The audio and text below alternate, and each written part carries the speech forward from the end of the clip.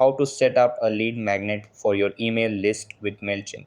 Hey guys, in this video, I am going to show you how you can set up a lead magnet for your email list with Mailchimp. So make sure to watch this video till the end and let's get started.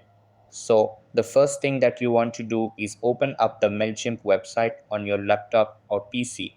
After that, sign into your account and you will be redirected to this page. Over here, you have to click on the audience.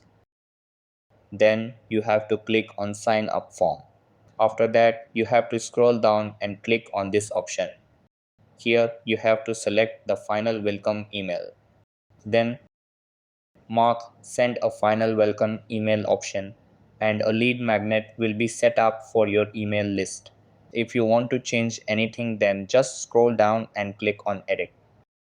And you will be able to change your lead magnet form. So that's how you can set up a lead magnet for your email list with Mailchimp. That's all for this video.